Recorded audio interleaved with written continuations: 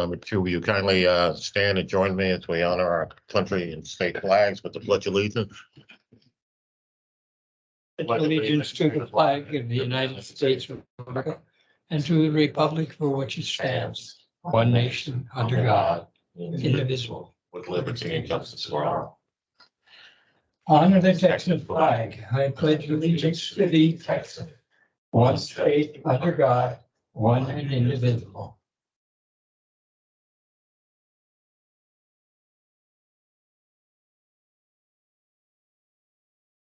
All right. Move on, public comment. Is anyone sign up for public comment? All right. I'd like to make a public comment about those socks that Danny is wearing. Yeah.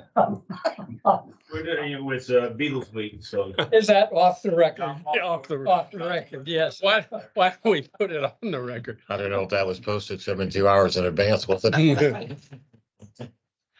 All right, consent agenda. Can I have a motion and a second to accept the consent agenda? So move. Second. All those in favor say aye. Aye. Opposed? All right, motion carries. Moves to the regular agenda. Receive and act upon the staff information regarding the upcoming MCAD Director, Board of Directors election for the term office January 1st, 24 through December 25. Was in your packet on page 17 through 20, and I think we talked about Arthur Bredehoff. Step 3 is to do the vote. He was nominated last month, and this month it's time to vote Or do we do individual, or do we just, as a ward. So move. Second. all those in favor say aye? Aye. Aye. All right, motion carries. We nominate Arthur Bredehoff. So when I fill this paper out, cast votes, I just put 4, correct? Since one's, all right. I'll sign it afterwards.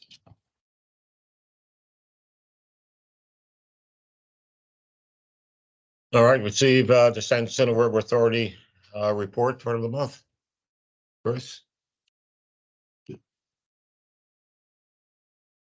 I skip it on? Mhm. Yeah, 10. Oh, I'm sorry. Excuse me.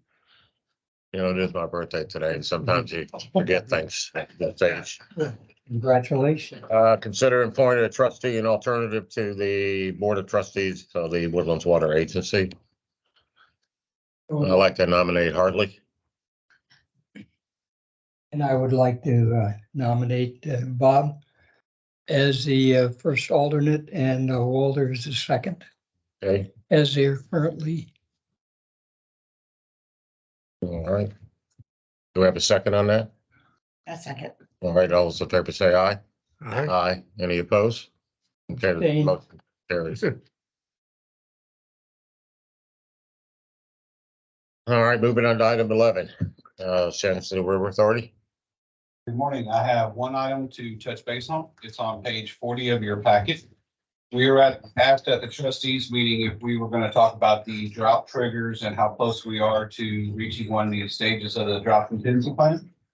Page 40 is basically the calculation that we use and the sheet that we use to look at to see how close we are. So what you're going to see is we've broken up each of the water plants and then overall production.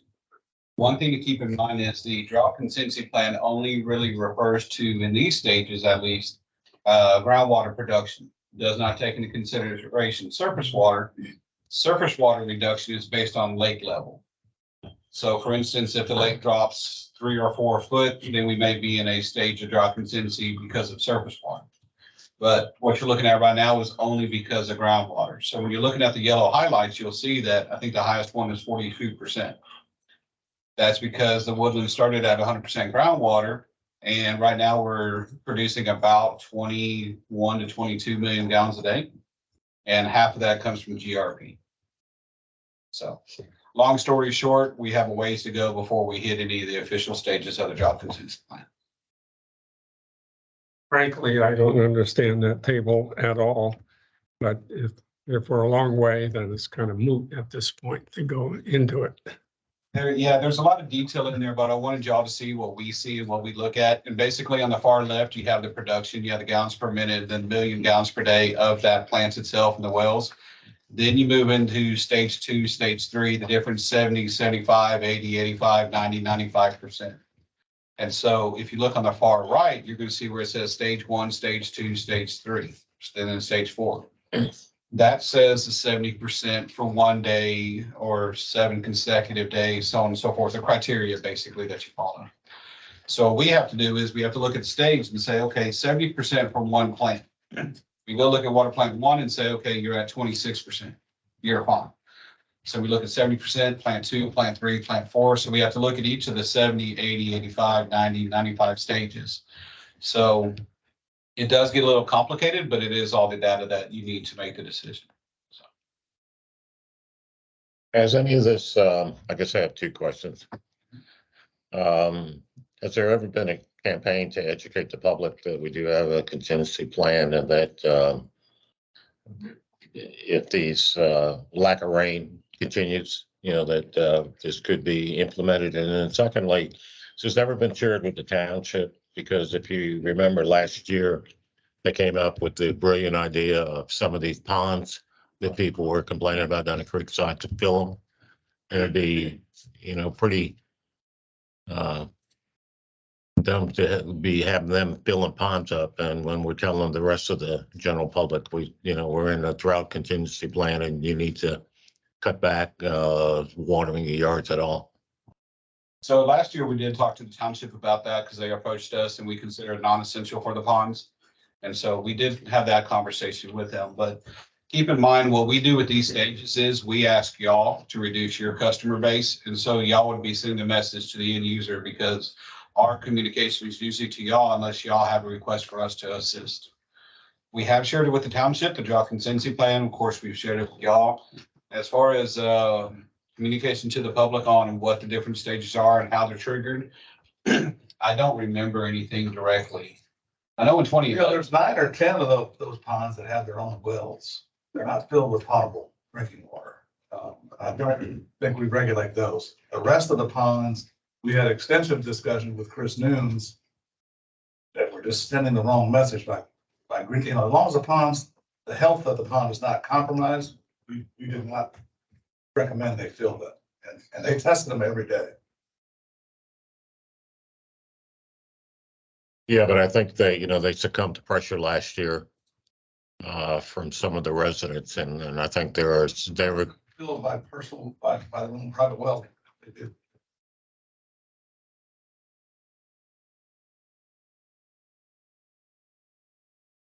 Their prerogative. We have no regulations on that.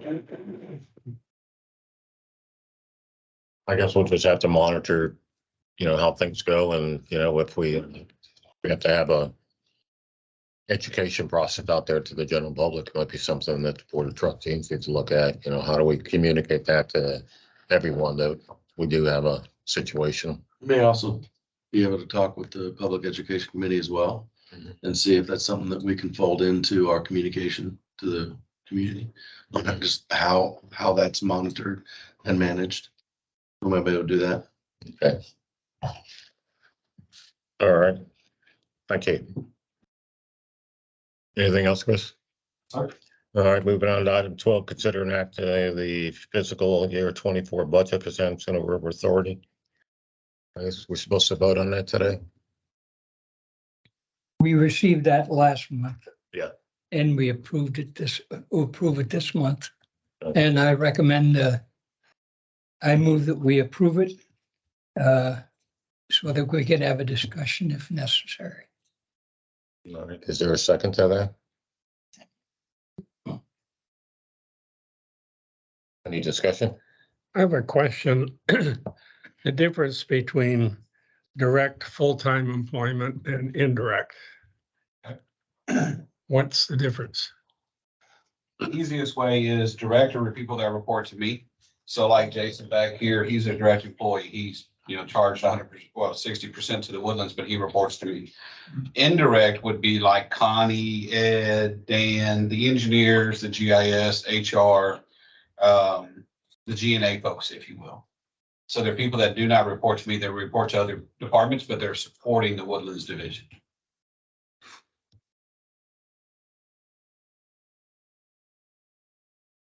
We're looking at a total employment equivalent of 67.6% budget for next year. Okay.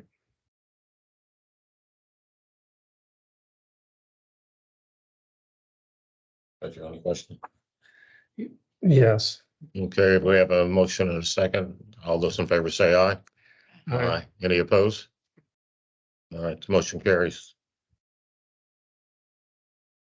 Item 13, receive update on the Spring Creek detention study.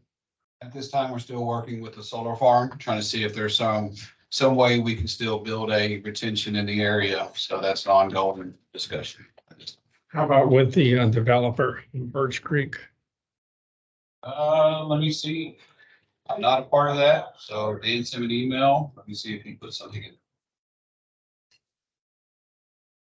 He says, we are continuing to coordinate with the solar project representatives to see if there are any opportunities for coexisting and are planning on doing some elected official outreach over the next few months. Updates as they come in will be provided to the project funding partners. That's it. That's all I have from him. I can ask him that question. I'll ask him. I'll see him later today. And I'll ask him if there's something relevant working with the developer. We'll let Eric know. Yeah, last month, the report was that there seemed to be some accommodation with the solar farm people. So it was a positive report last month. And I think there was something on the developer maybe the month before or so where there may have been where they're willing to give up a portion of their development. But let me get more information. I'll get it to Terry. All right, thank you. Item 14, receive the attorney's report. Morning. My name's Katie Blasio. I don't think I've met you yet, Mindy. But I work with Brian at Shorts Page and Harding. He's on vacation, so I'm filling in for him today. But I do assist with all the Woodlands districts in the background. I just don't usually attend the meetings. I don't have much of an attorney's report for you today. I wanted to let you know that next month we'll have a few agenda items for your review regarding the legislative session. Some action items we need to take as a result of the legislative session. And we'll also have an item to discuss the summary that our firm has put together. We have two lobbyists who were in Austin throughout the session, and they put together a summary that's actually pretty long. It's like 30 pages. I believe it's on the Google Drive if you wanted to go ahead and review that. But we'll have some items for that next month. Hartley had a question. Yes, would the next month, could you give us a report on what action must be taken by Woodlands Mud one to allow for a biannual election of directors to be conducted in conjunction with a regular scheduled November general election? Of course, we were told previously that the law prohibits it currently, and we want to know what actions must be taken to get around that, as we did when we were the first MUD in the extraterritorial jurisdiction of Houston to get advanced refunding on our bonds because we had to get the approval from city council.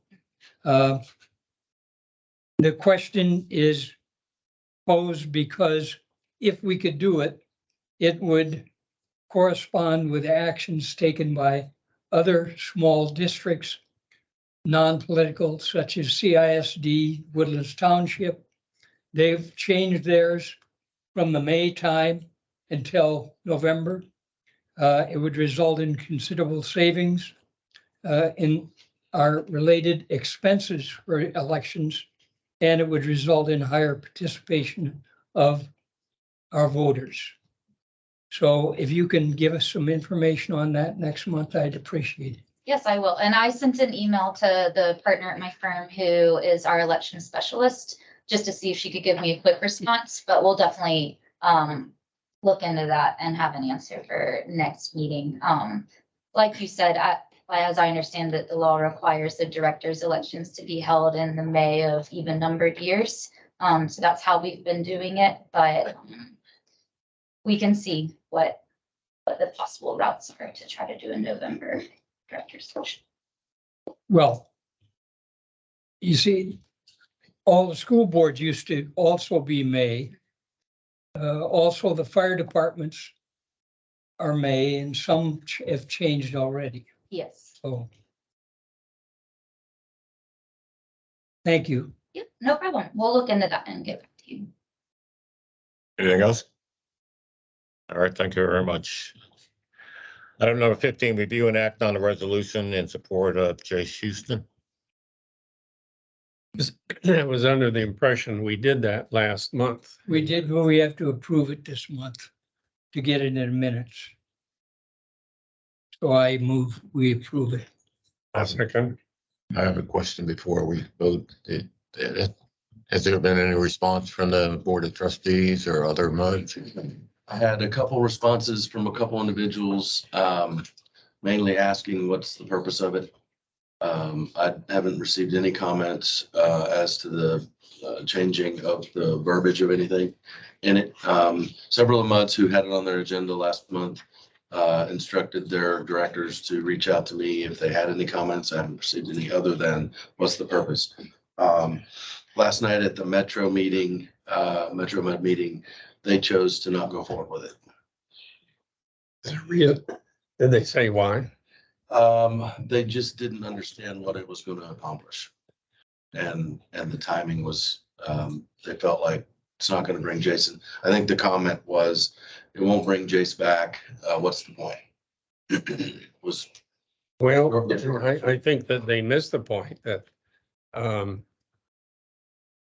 and my personal feeling is that it's one step to making the SJRA board elected. They got away with doing the Lone Star, and I think the people who urged the senators Holkhorst and Crenshaw and Representative Oath and and Metcalf. They succeeded in getting rid of a person they didn't like, and I just see this as a bold, increasingly bold action to politicize the SJRA by making it an elected position.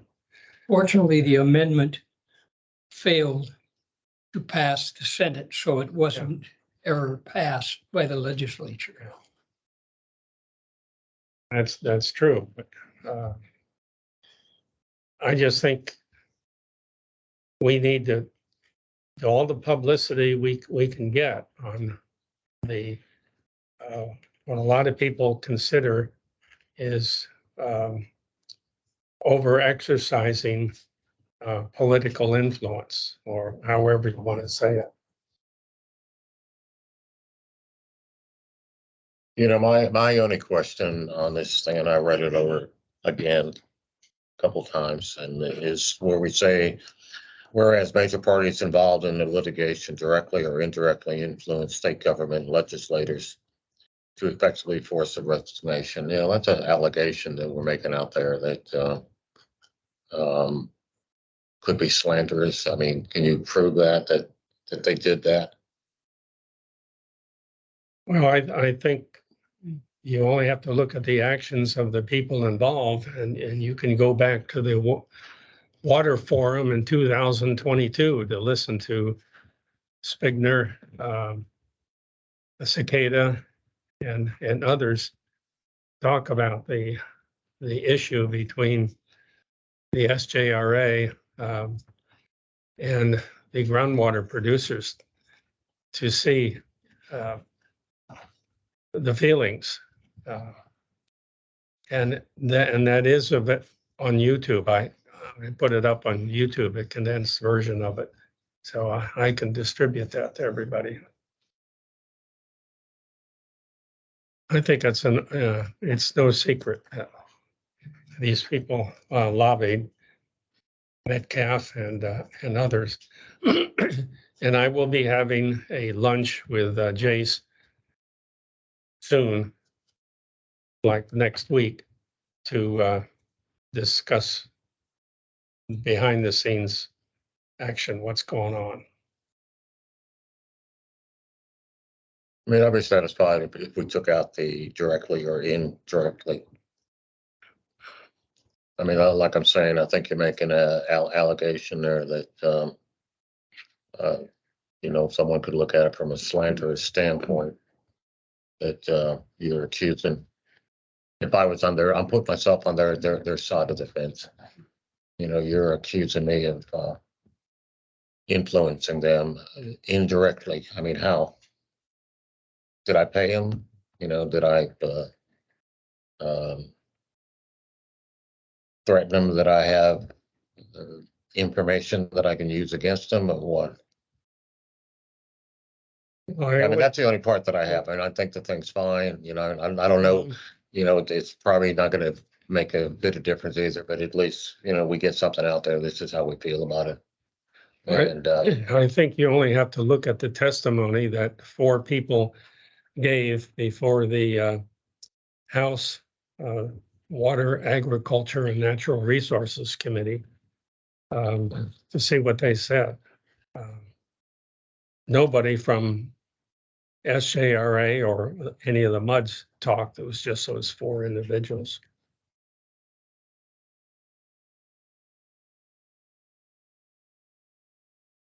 anybody else feel the same way or is it just me?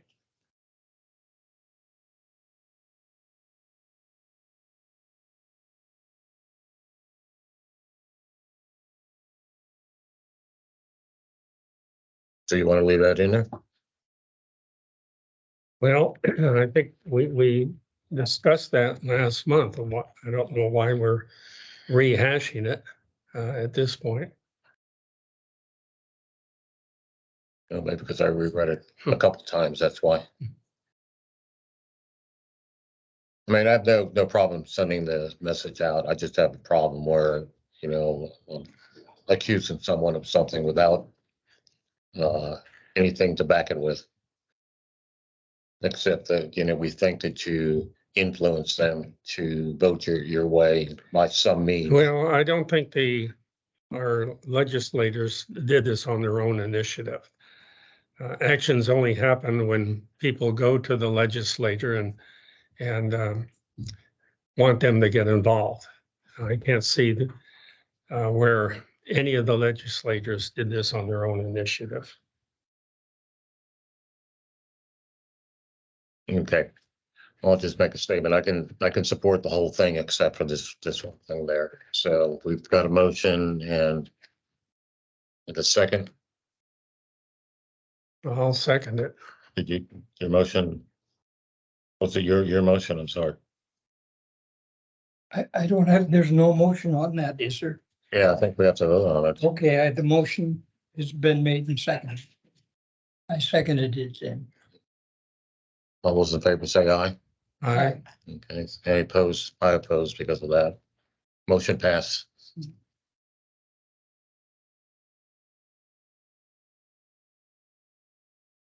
Now, who sends the cover letter out?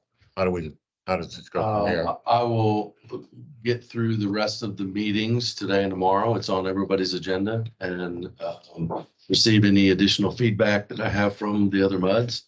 And then we'll button it up and get it sent out. Under your signature or my? No, well, as it was Individual MUDs? As it was originally in there, well, it's changed a couple times. Originally, it had 50 directors on it, and then that morphed into the trustee or the president of each MUD. And so that's the latest. So that's probably the direction you would want to go. Okay, so the president of each MUD will sign it, okay? And I'll sign it, and I'll get it prepared. what's the time frame? As soon as we get through tomorrow's meetings, I can get it. I'll know what everybody has to say about it. All right, good. Well, So that's this week, by the end of the week. Okay. And I will give you a suggested list of people to send it to. Okay. All right, motion passes. Then item 16, general manager's report. All right, thank you. Good morning. Have a couple items just to go over. One was I reported last month that I was going to be presenting and reading a letter to the SJRA Board of Directors at their last board meeting. I did so in letter of commendation to Jace Houston. So that was, I completed that and it was well received by the board. So I wanted to report that. I want to report Lone Star Groundwater Conservation District did announce their selection of their new general manager, Sarah Kuba, I believe. I'm not quite sure how it's pronounced, but she will be the new GM for Lone Star. Is she local or is she with them or? My She's from Houston. understanding from the article was that there was, I think, they narrowed it down to 5 individuals and selected her. She was formerly with Habitat for Humanity, I read, and a couple other different organizations, but it didn't appear that she was previously with Lone Star.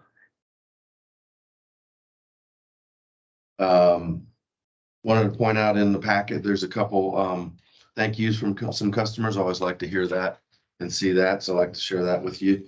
I did want to pass it over and give the update for the Public Education Committee. John's not here this morning, so Tori's gonna fill in and give you the update on public outreach.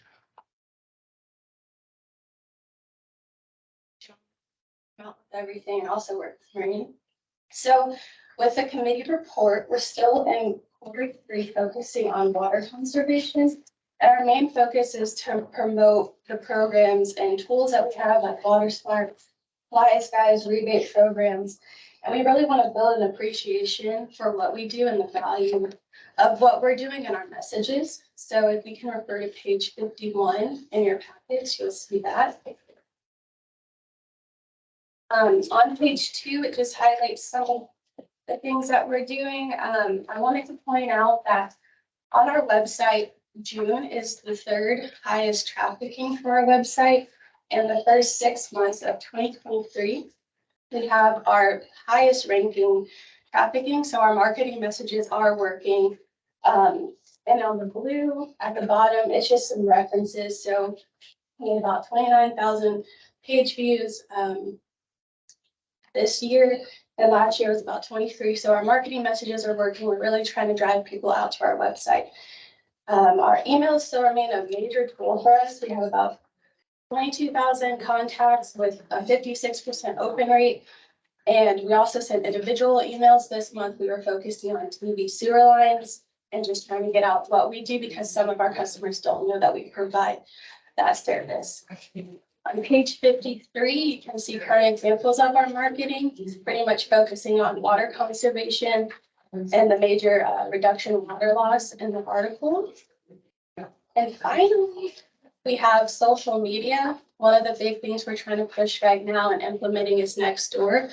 We're looking to have that going within the next few weeks. We just want to get ahead of the message and control the narrative out there. And that's one way that we can do it, as well with Facebook, Twitter, and we're currently working on Instagram, trying to push it out there.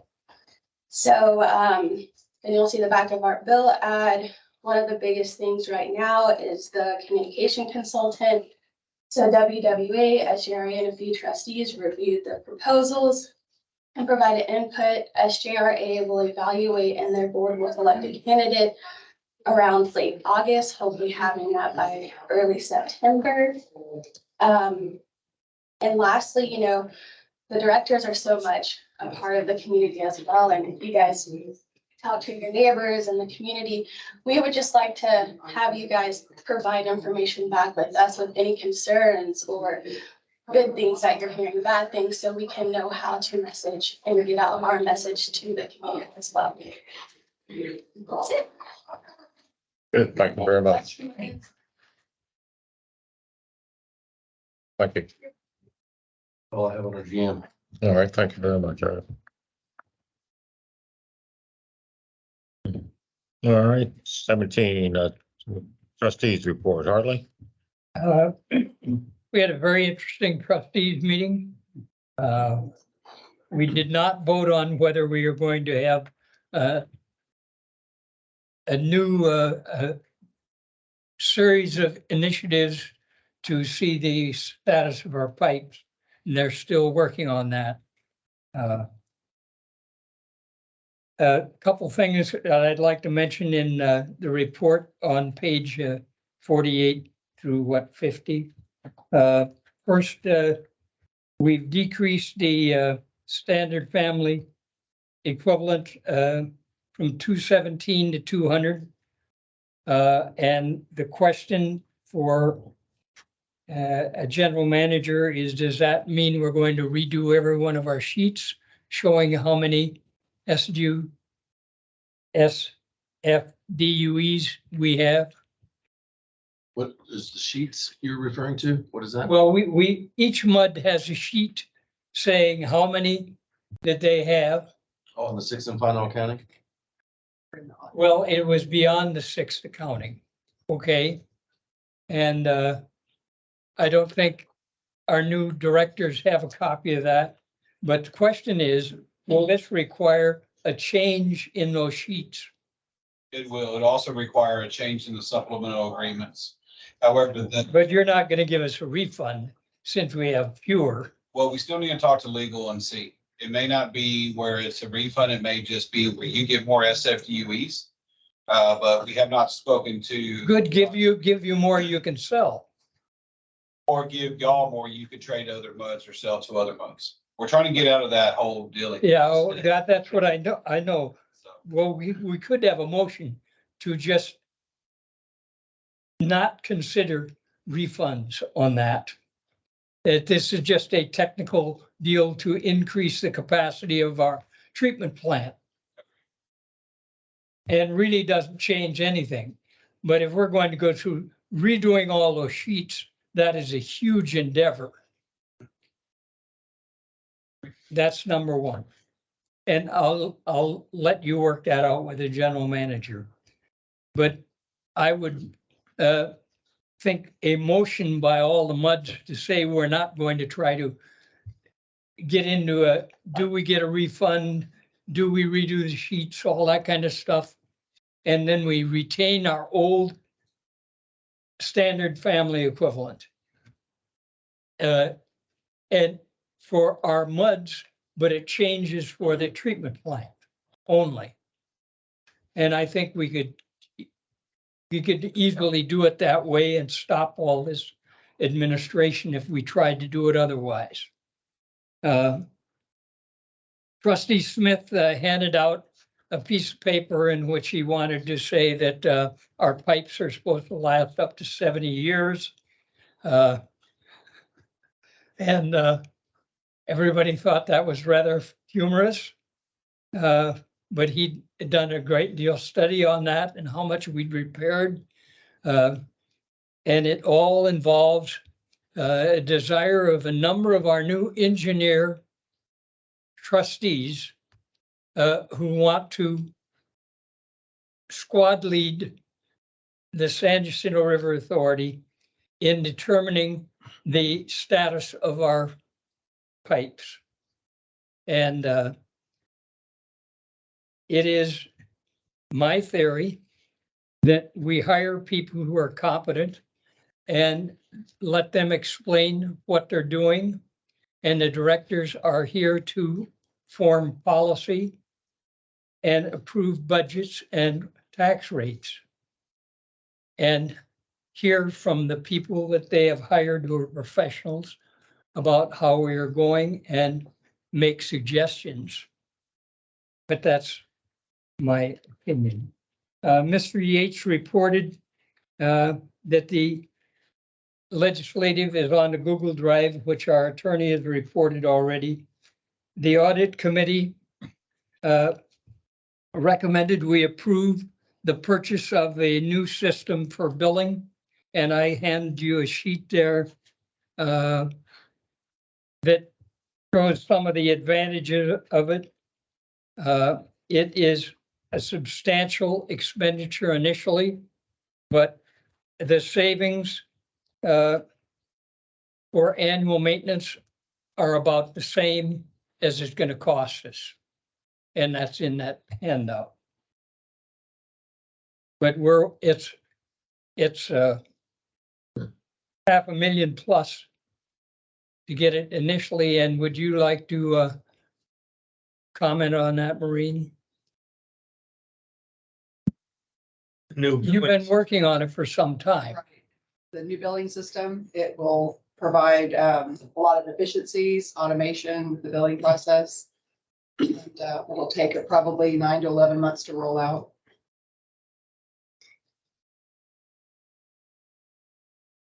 What will the customers see differently?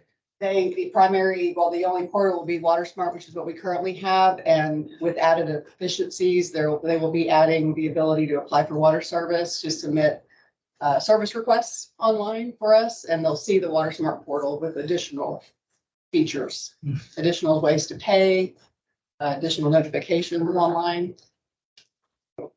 They'll simplify, we won't have the two sites anymore, so I think customers will really be happy with that. It's been some process. When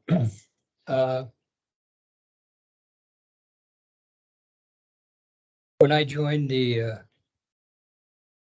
Board of Trustees, we were billing with a pencil and eraser, and we had one Victor computer in our total lash up, and then we improved and we got one compact to replace the Victor. And then we hired someone to give us a program for billing, cost us $26,000. And the person who did the program left. And he didn't leave a trail, and so we had to abort the system.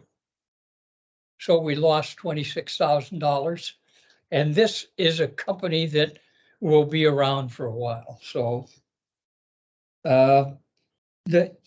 Annually, the Board of Trustees asks the general manager to give us what he feels is appropriate for an increase in employee salaries overall. And this year it was 5%. And it has been approved by the Board of Trustees, but the overall budget is going to be reduced by $150,000 because we are eliminating one of the individuals. We are putting a couple of people on part-time, and we are not having a training holdover for the general manager for our new general manager. So we're going to save in our budget $150,000. And I think that's very complimentary on behalf of the staff and our current general manager to come out. And by the way, they had in the packet a diagram of the current employees. And if we could have that in our packet next month, I would appreciate it.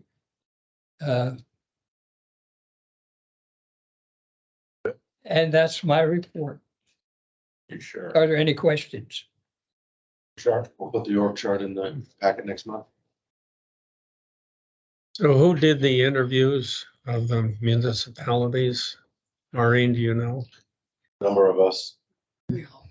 And the interviews were all favorable. Very much so, yes.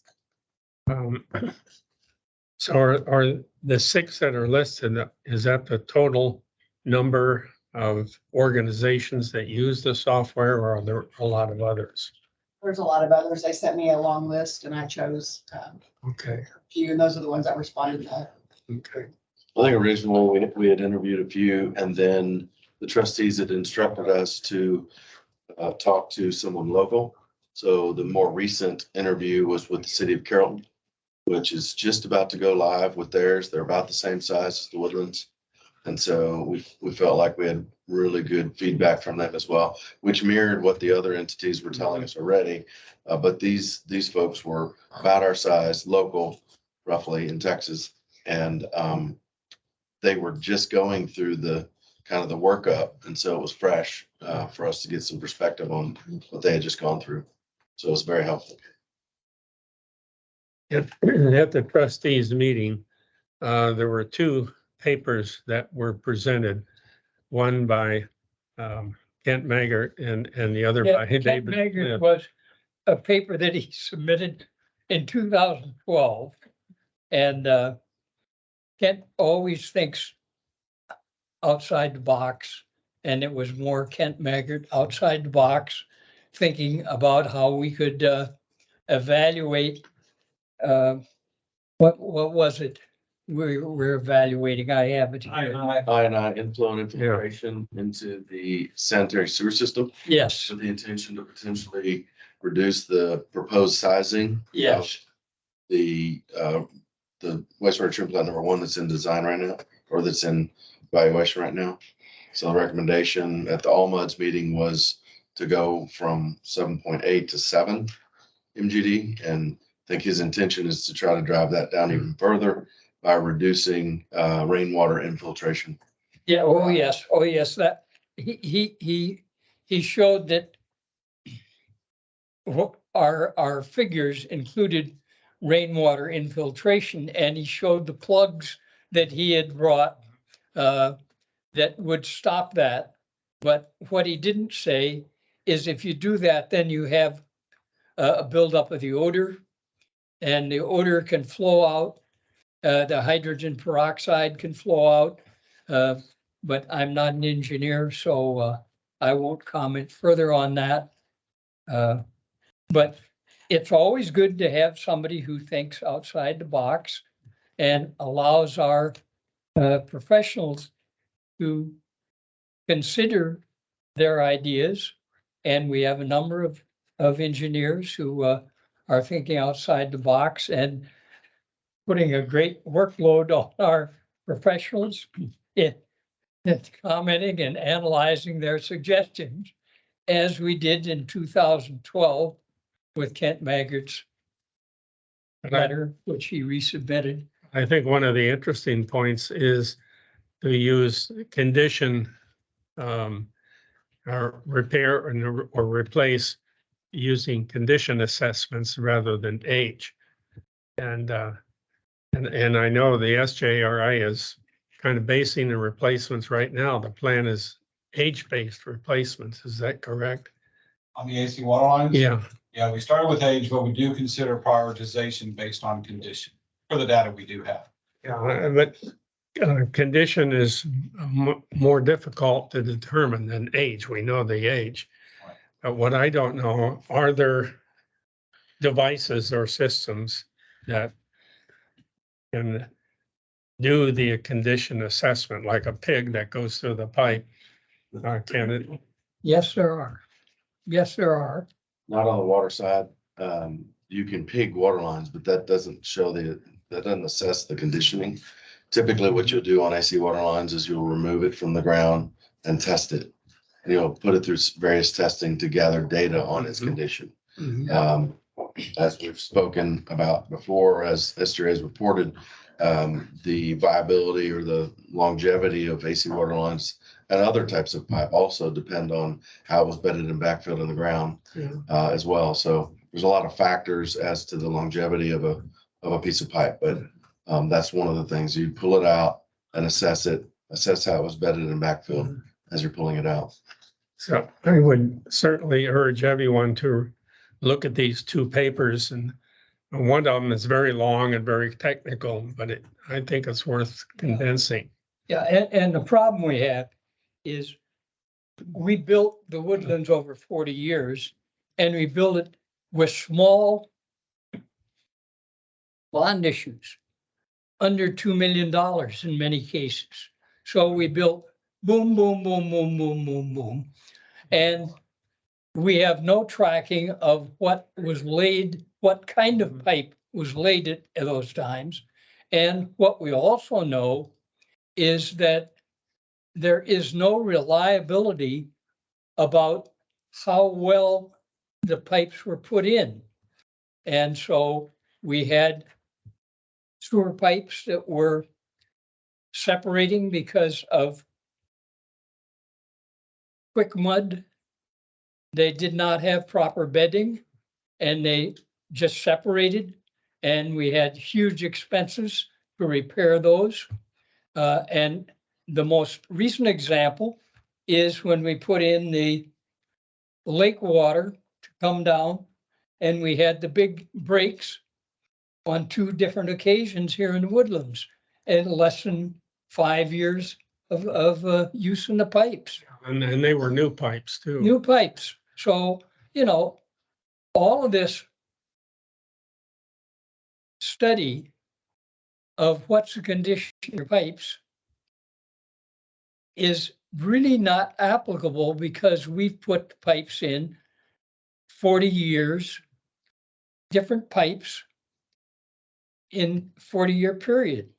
Now, when they start replacing them, we can probably then have some test data on those pipes that are replaced because they're not replacing half a pipe, they're replacing the entire length of the pipe. Okay, let's move on. Are these things available?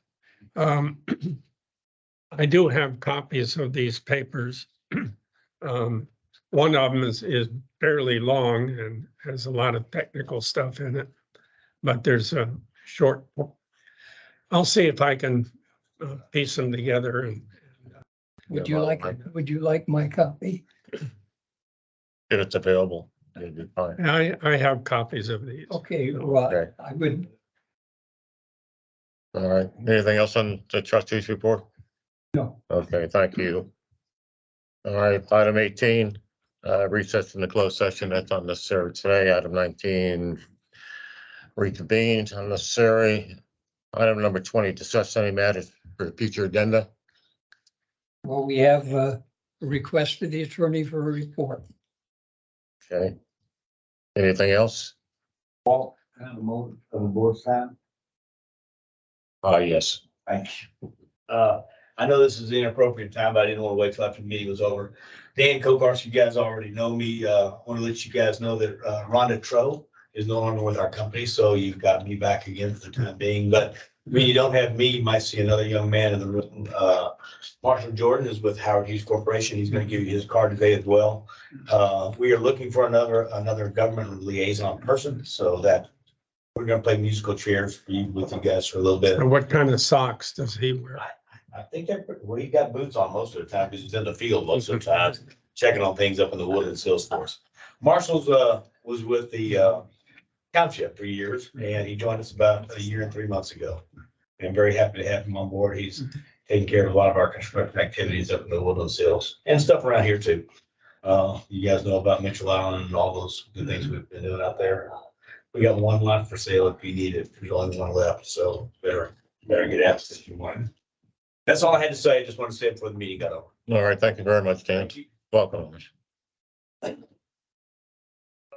Item 21, do we have a motion and a second to adjourn? So move. Second it, all those in favor say aye.